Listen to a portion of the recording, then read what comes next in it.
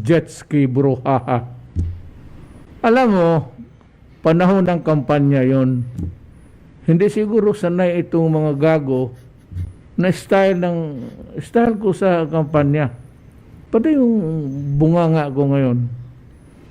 Nagyabang ako na pupunta ako sa Sprat Day. Magdalaga ako ng flag, sakay ako ng jet ski. Nagplano ako niyan. Bumili ako ng jet ski, ang kaya ko second hand lang.